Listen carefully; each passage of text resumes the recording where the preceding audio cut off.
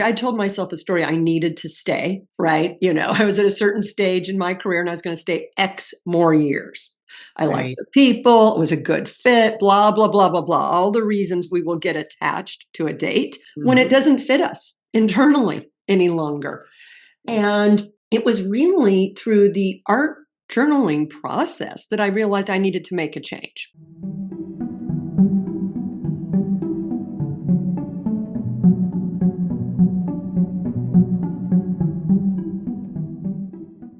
All right. Well, welcome back, everyone, to the Executive Exhale podcast. Today, I am really excited to have Susan Hensley on the show today from Austin. She's a transformational coach, speaker, and author of a book called Art for Your Sanity, How Art Journaling Can Help You Manage Chaos and Unleash Joy. She's dedicated to helping people navigate life's transitions with joy, creativity, and resilience. With decades of experience as a corporate executive and leadership coach, Susan has a deep understanding of the challenges and opportunities that come with major life changes. Drawing on her extensive background in human resources, coaching, and journalism, Susan's mission is to empower people to unlock their inner wisdom, their creativity, and a sense of play during times of uncertainty and change. Through workshops, speaking engagements, and one-on-one coaching, she guides clients to rediscover their authentic selves and infuse their lives with more color, meaning, and joy. Welcome to the show. I'm so excited to have you here today. Oh, thank you, Tammy. I'm really, really excited to be here and chat with you. Yeah. So I always like to start with an open-ended question of, maybe allow the listeners to get to know Susan a little bit. So what's your story? What brings you to this exciting work that you do in the art journaling space? Just give us a flavor of who you are. Sure. This is really a third career, and I came to it completely accidentally. As some of the best things that happen in life, and you mentioned in the intro, I'd spent about 2+ decades in a pretty high pressure corporate environment. I was an executive, and I was getting really, really burned out. And on a weekend, it was a rainy Saturday. I remember it really well. A friend, a colleague, had really started a side hustle. She's very, very talented artist, and she would sell work. And a lot of us, you sort of stand around the office, would say, "Oh, we can't draw anything." And she's like, "It's a fun release, right? It's like, it's okay. Come on a Saturday. I'll teach you a few things." So I decide to go, and she's explaining the color wheel to the few of us who are there. And I'm sitting in the corner, and she'd given us some paints. Huge mistake, right? To like give you the paints while you're trying to explain something. And I just start playing with them. And it was one of those moments of that pure joy spark. Right? I was feeling lost, angry. I mean, really, when you start to get that anger that you can't quite identify boiling, it's such a big signal of burnout. And you keep telling yourself, "I'm not burned out." And that glimmer came through, and I was just making a mess, right? Let's be clear. I just had a mess on the page, but I really realized, and I'm grateful I'd had so many coaching tools to back me up, because I'd always tell clients, when you get that glimmer, when you get that spark, keep following it. For me, it didn't mean I was going to go become an artist, but I started to play with color, crayons, just making a mess as an outlet, never to produce anything. I really started to use it the way I write in a journal. Right. But without the words, and I draw these little screaming faces. For the first several months I was doing this, I was like, I am such an angry person. And then, and you realize you're processing, right? And which you're working through. And I found it such an amazing relief. I continued to work in that job for, probably five more years, but I noticed the images in the art journal started to turn to, I was doing a lot of collage and play like windy roads, people standing on the edge on a cliff. And I wasn't getting to the point that I needed a career change. I told myself a story. I needed to stay, right? I was at a certain stage in my career and I was going to stay X more years.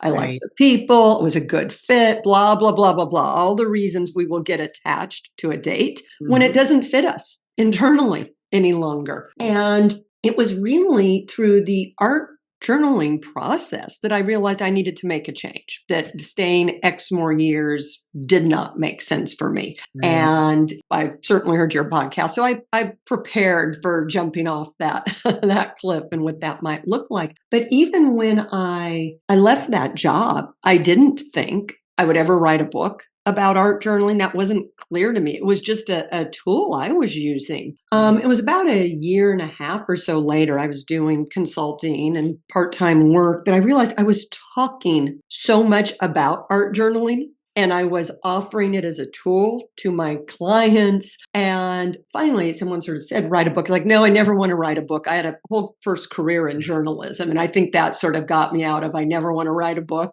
Right.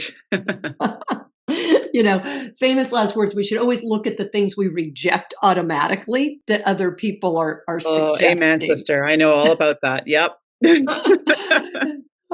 Yeah, I mean, we do, right? I mean, you said that it's such a common human trait, and yet we do it so unconsciously. So, long story, I wrote the book and launched workshops, but that's sort of the how I got here. So inadvertent, but the key, and I use this in so much of my transition coaching, is it's the glimmer, it's the spark, and it's following it. A lot of people could have said, oh, you want to be an artist. And this has never been about actually creating art for me. It's about self-discovery and getting out of the thought loops in my head, those really deep ruts about where I fit in the world. So it sounds to me as if it became a tool for you to process those deeper emotions, those deeper thoughts and feelings that you had that maybe were bottled up that you weren't prepared to accept yet. It kind of allowed you to transition through those emotions is what I'm understanding. Oh, absolutely. No, that it's beautifully put. And it's interesting when we're not ready to accept something, or we have the other story I really had going in my mind that needed to be challenged was I can't leave this job till I absolutely have a plan of what I'm doing next.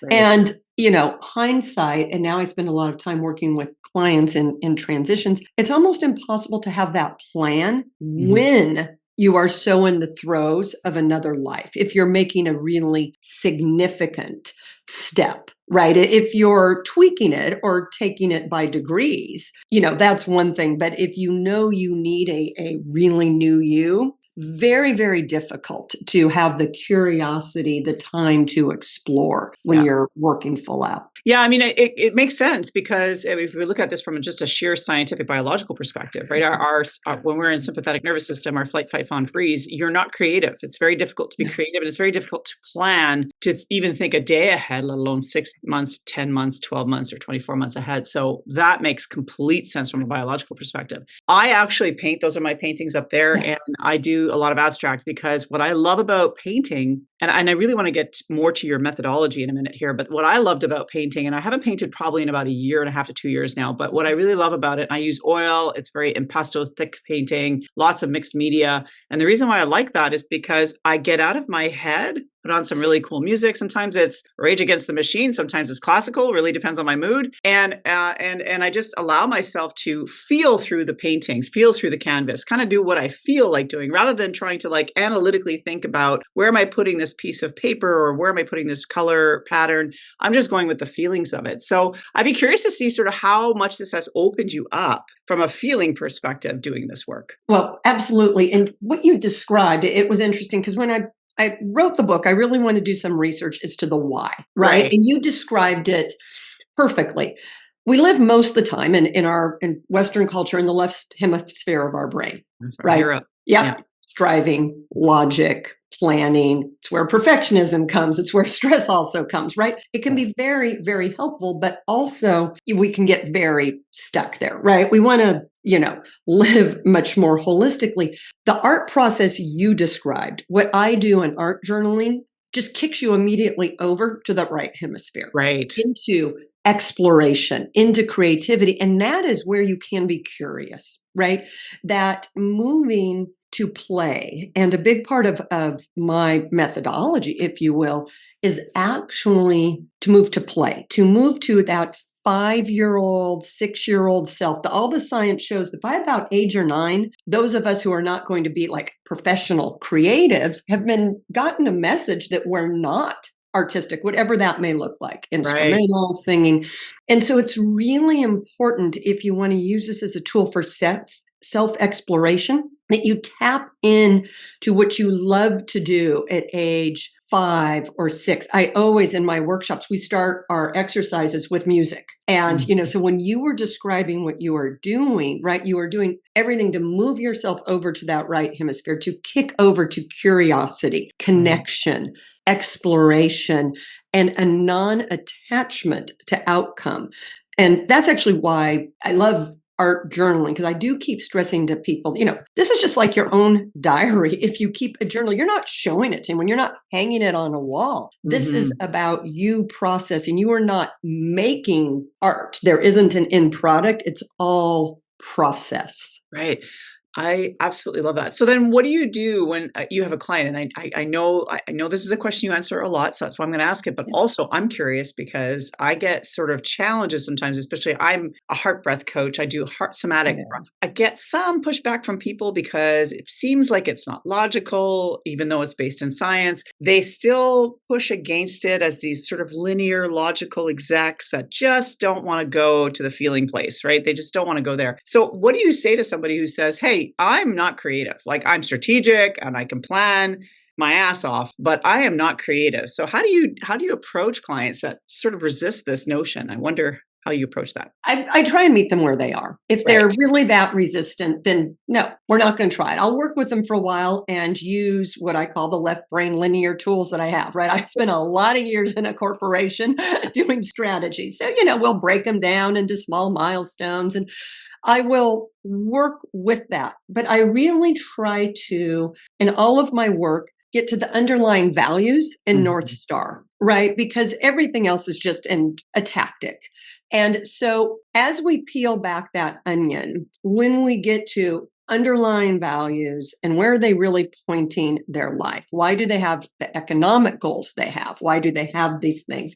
You get to whatever, legacy, safety, people have all sorts of things. So I'll work there for a while. And then hopefully some trust has been built. And many times the values or the North Star comes from something that happened as a child, right?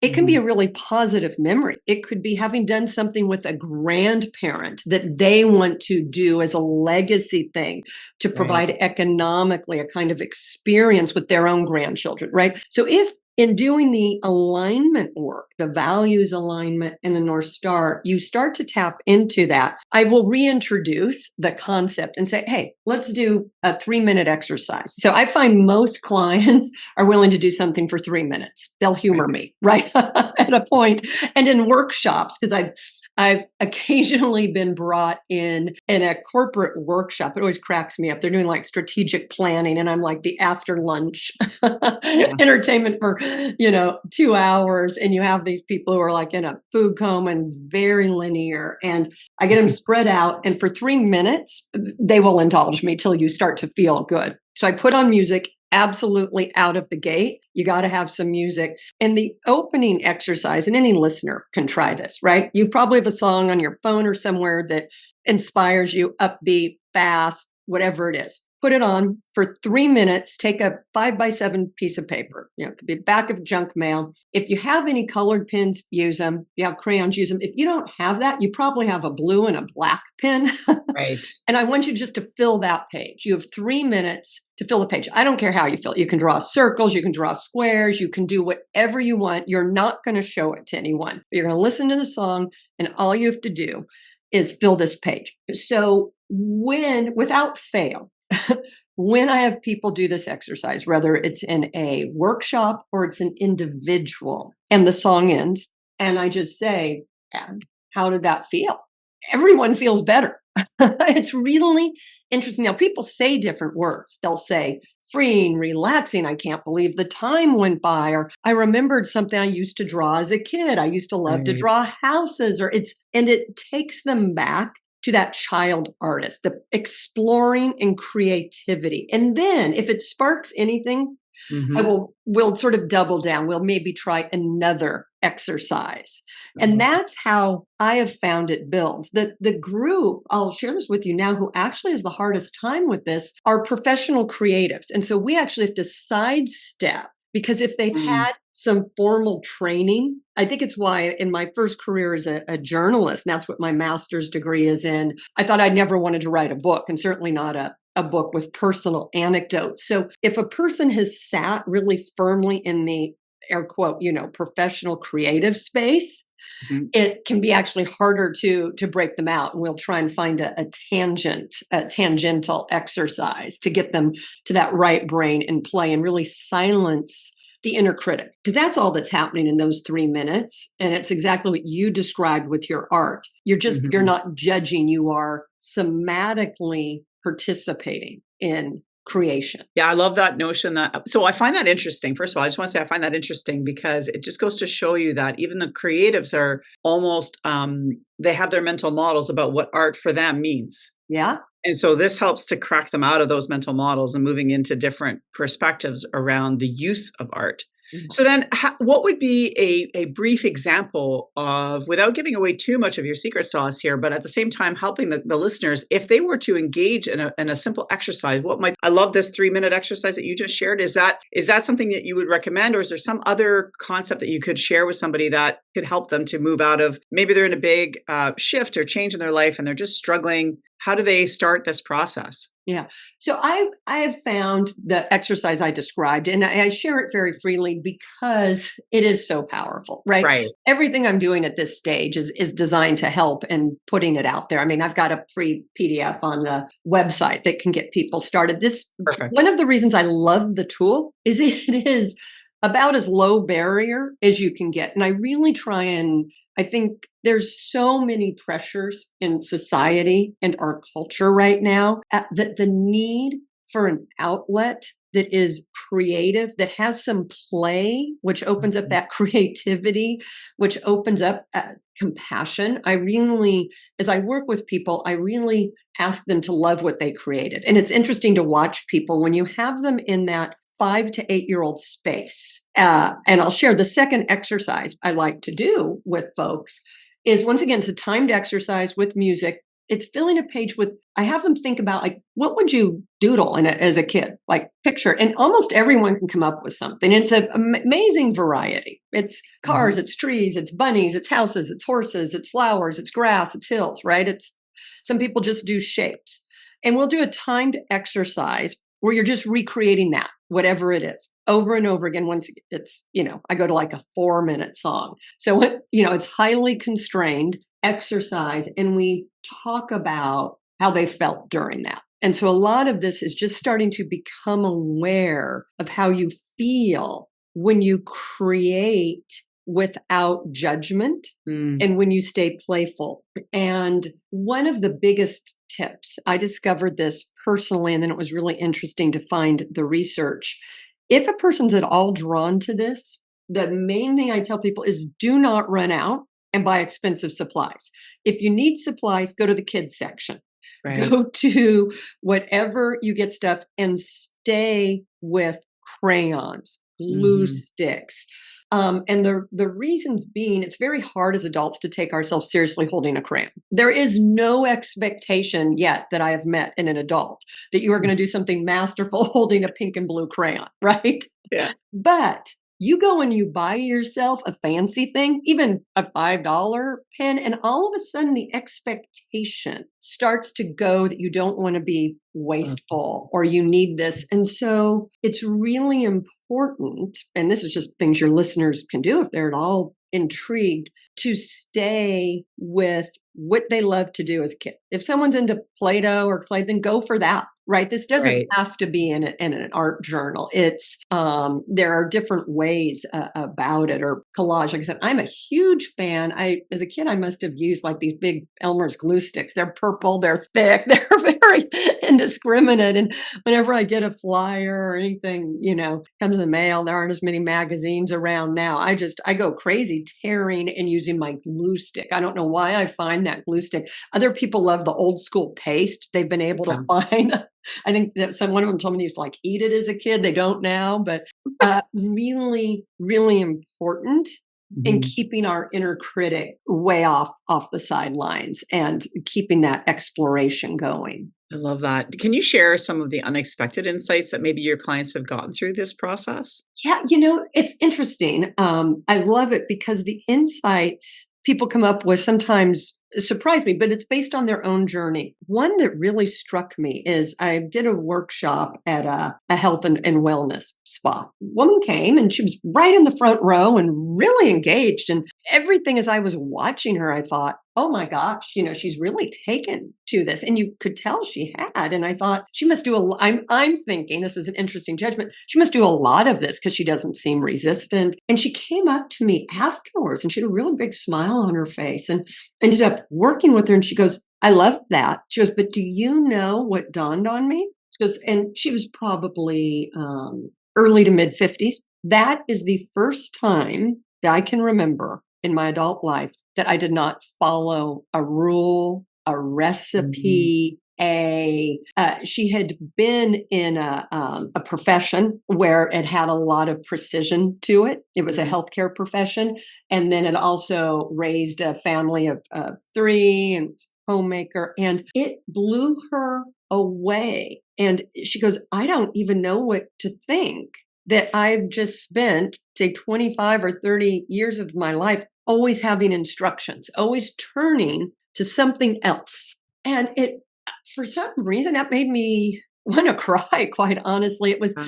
I mean, for her, it was a light bulb came on, but I thought, wow, that was not how I thought she was experiencing. I could tell she was enjoying it, but Yeah. I actually went down the path. This is a person who's very comfortable engaging. And it was one of those moments that really set her free. And it just made her reflect on how she leads her life, that she will look to whoever for how and what do I do this, and then try and follow a process. And just those couple exercises that I've almost described to you really clicked that insight. And that's, I've seen that with a number of clients, and it's been my experience. You think you're doing one thing, Yeah.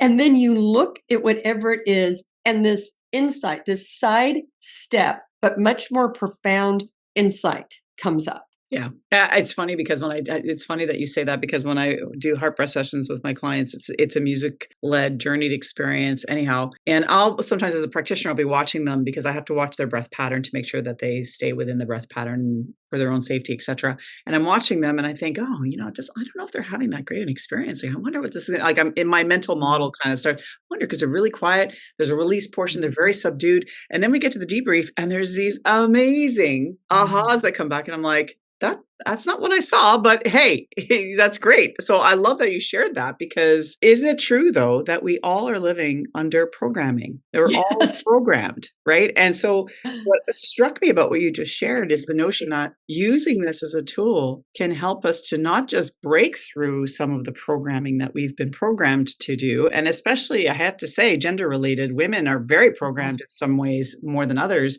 I think to absolutely. myself, how I just get excited about thinking about how this can help people to not just break that programming, but actually expand their critical thinking skills, expand because creativity is about critical thinking. It's about being able Yeah. to think outside that box that we've been programmed into. I love Yeah. that. It's literally coloring outside the lines. Yes, that is what I love about it because the actual visual metaphors of not Right. because a lot of people ask me about what about adult coloring books. I'm like, however people want to come to it. What I don't like is there's lines. there's, I mean, right? You can Yeah. and you can fill it out, but you are following a rule versus seeing what happens. For anyone, it's interesting. Any of your listeners who have a deep perfectionistic streak. Hmm. I joke that I every day am a recovering perfectionist. it creeps up in Yeah. small ways, as much work as I've done. But I think my original insight that day I was talking about being at the art workshop was that the mess. I mean, what I made was a complete mess. It was chaos on the page. But what I recognized is it mirrored how I was feeling, right? I Right. described a person who was angry, burned out. It was like for the first time, I did not need to fix it. right? It was just a page. I didn't need to put all the colors in little boxes. I didn't need to make sense of it. And the visual, if you will, metaphor or reflection that I could get comfortable with the chaos inside me Mhm. was so well, it's visceral. I mean, you're doing breath work. We're talking about how things hit us in the body, which gets us out of that intellectualizing. Because sometimes, we'll go to, I spent a lot of years running a corporate training and organizational development department. So did lots and lots of adult learning until you can really embed it in your body. It's just going in your head. It sounds good and Yeah. you want to do it, but you haven't fully ingrained it in that way. And getting something into our body and fully ingrained is really where the insight, the change, the absolute change occurs. Because we can have a lot of insights intellectually, but I feel like really powerful and lasting change occurs when we feel it, through our heart, through our breath, and then we have our mind, right? You get that alignment going, and then that really fuels change and transformation. I couldn't agree more. I mean, if we look at, for example, a simple example of, say, losing weight, which is something I'm in the process of doing now because Mhm. perimenopause and post-COVID and stress and burnout meant I gained a lot of weight in a space of about Mhm. 3 years. I gained something like 40 or 50 pounds. And one of the things is, like, intellectually, we know what we should be doing. We know we should be going to the gym or exercising every other day. We know that we should be eating cleaner and more whole foods. We logically know these things, and yet we are still seeing obesity rates going up. Why? Because we are so disconnected Yeah. with the rest of us. And Yeah. until we can sort of make those shifts, it's almost impossible to do the things you really want to do, because you kind of have to connect the dots because you're a whole person, right? And Yeah. I'm a firm believer of that. So what I love about what you do is you're almost reteaching people, which we innately knew as children. You're Yes. reteaching these people to go back to those days to reconnect with themselves, because children are very visceral in their Yeah. responses. Mhm. I love that. That's just so great. So then, what you have this wonderful book that you've written, and there you talk a little bit about duality using color. I haven't read your book entirely, but I Mhm. did read some snippets of it, and I'm wondering, Yeah. can you explain what this is and why is it so powerful? Once again, it's one of those things that sounds so simple. Like I say it and I think, why was this so powerful for me personally? And yet it was. Yep. And part of it may have been if you're busy and you're working full time and I don't know the gender of your listeners, but you're raising a family, you've got all these balls in the air and people are saying, how are you doing? And you're telling yourself you should be grateful, right? I wrote the book post COVID.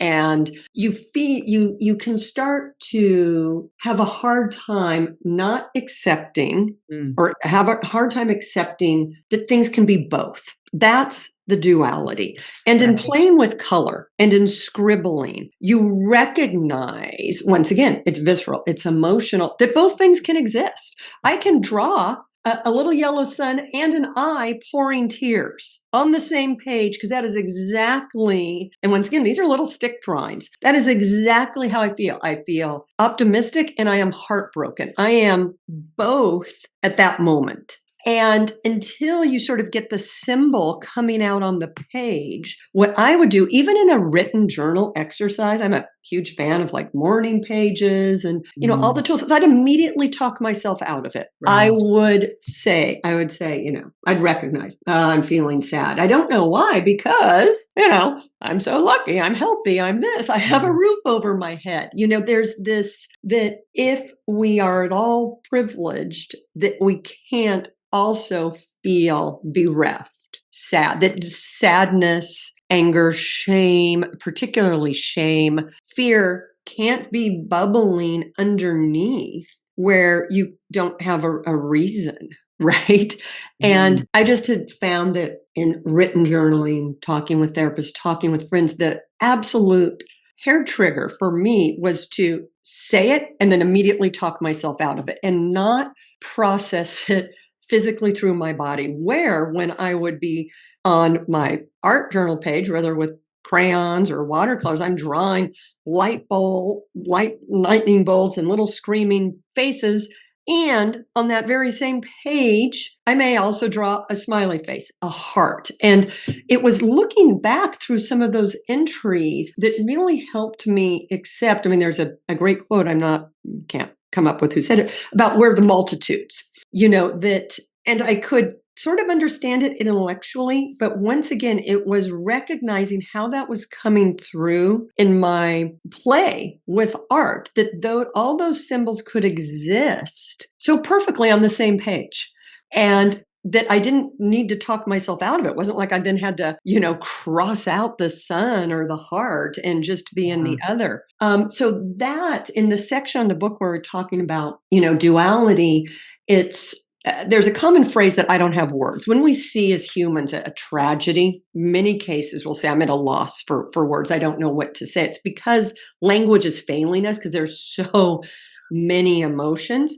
Playing with color, any sort of art, paint allows you to capture that without having to intellectualize it, right?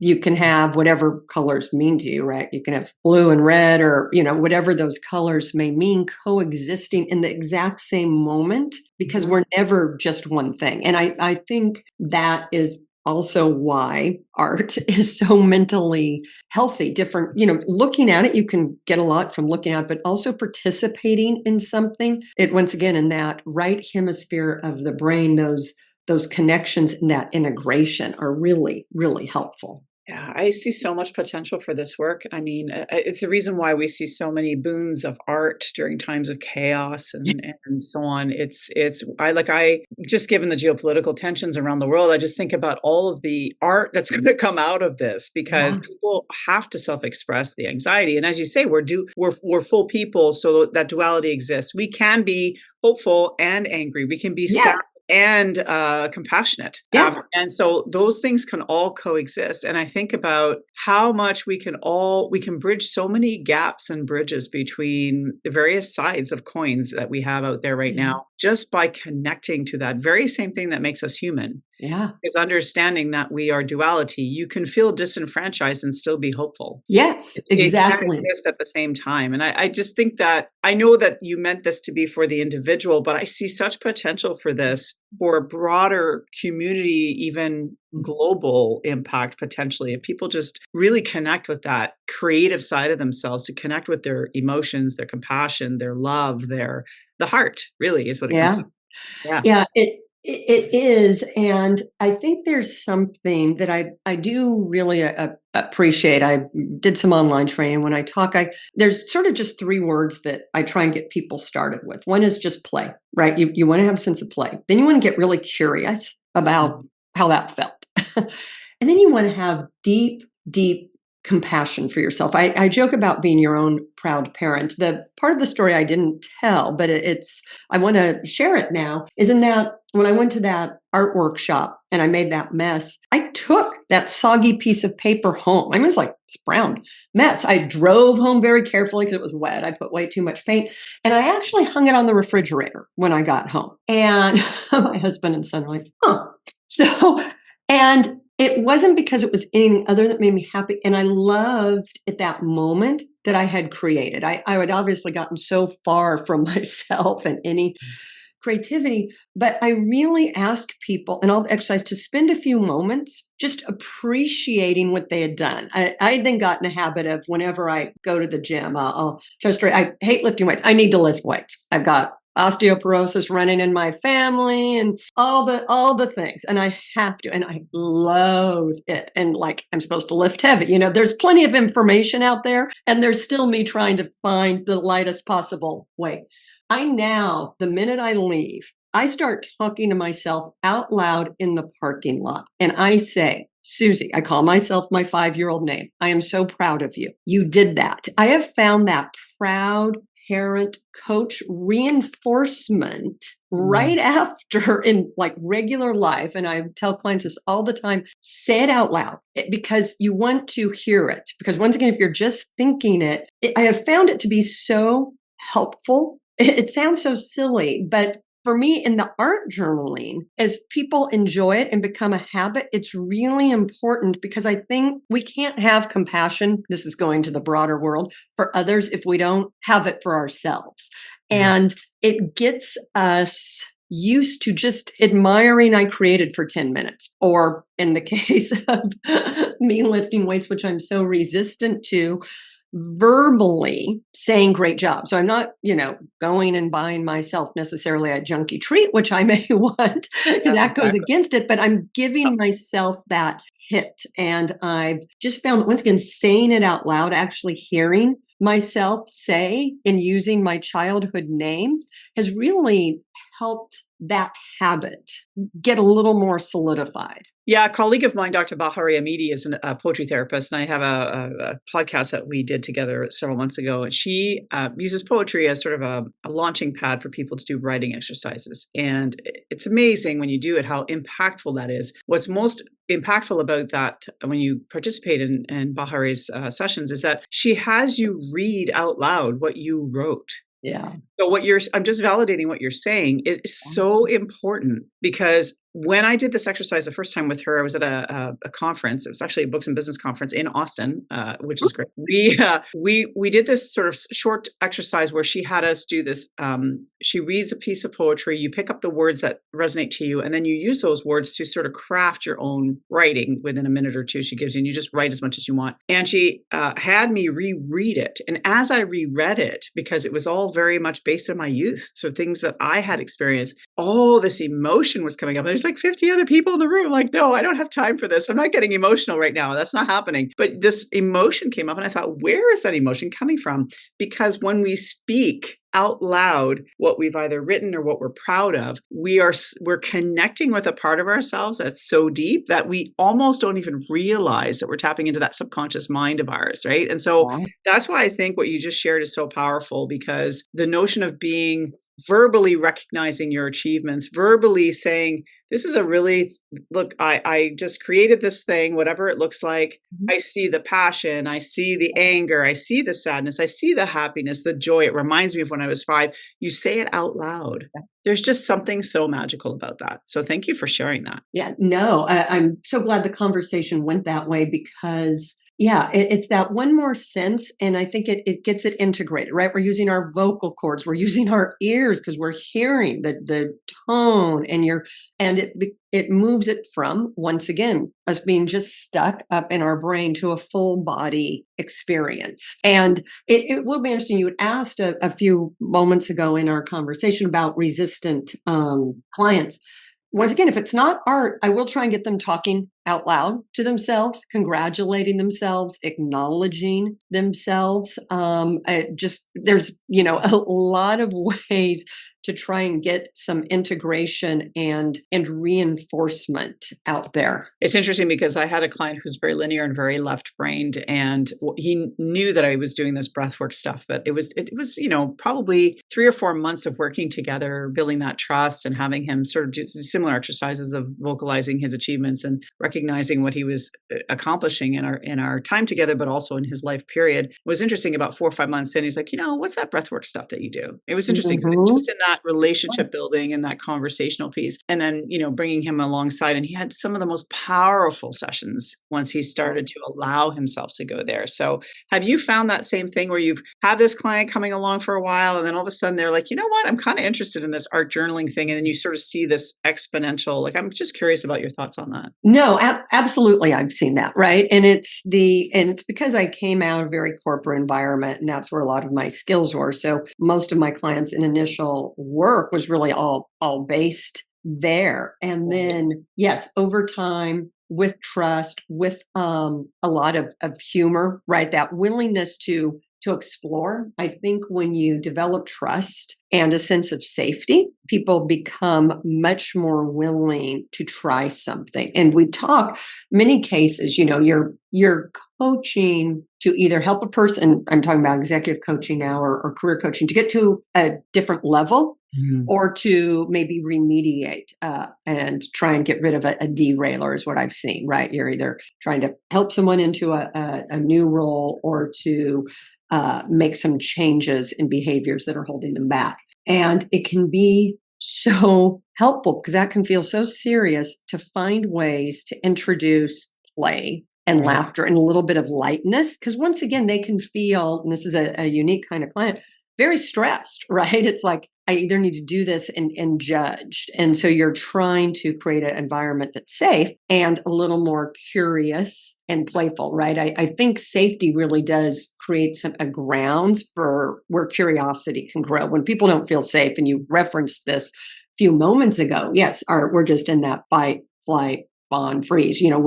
We're somewhere there. But when we're feeling safe, we can be curious, we can explore, we can wonder what if. Well, we're going to start wrapping up today because I could talk to you actually for a lot longer because I find this absolutely fascinating subject. But I wonder what would be sort of your final hope for your readers who would pick up your book and read that book. What would be sort of your hope for them as they work through it? Yeah, my hope's really simple, and it is to give it a try. Right. Right? It's low barrier. Give it 10 minutes a day. When I started, I would have my crayons and a little notepad in the kitchen, because instead of, lots of times you're, I don't know, making breakfast, doing whatever, literally you could be waiting for water to boil. I've had that. I will draw. And what's happened now with phones is lots of times you pick up your phone, you start scrolling. So I try to replace it. And my suggestion, if you have a listener who's at all curious, maybe doesn't feel they even have 10 minutes a day, is try and replace it for one of the times or a couple of the times that you might pick up the phone, because that phone sucks us in for an easy 10 minutes at a time. So I would leave them with that. And just it's really to come at it with a sense of play, curiosity. And then even if you just do it once, congratulate yourself. Say, that was fun. I may not do it again, but I did that. And not to beat yourself up if one time is just all you need. You may come back to it another time. You may remember it. Awesome. Well, thanks, Susan, for being on the show today. Maybe share. We're going to put in the show notes where you can find Susan, so all of her email, websites, all the things, and including a link to her book. So you'll have all of that in the show notes. Thanks so much for having such an inspiring conversation today. Really appreciated having you on the show. Oh, I love being here. It was a great conversation. Thank you, Tammy. For anyone else who feels stuck, overwhelmed, or in need of some new processing of emotions, or want to rediscover joy, Susan's insights will offer you a very compelling invitation. So I would suggest you go check out her book and also check out her website. And as always, if you've enjoyed this episode, please like, subscribe, share, because it really helps to get this message out to leaders out there who are feeling exceptionally stressed out and maybe need extra tools in their toolbox to support them. And until next time, folks, remember to stay inspired, stay grounded, and exhale. Thanks again.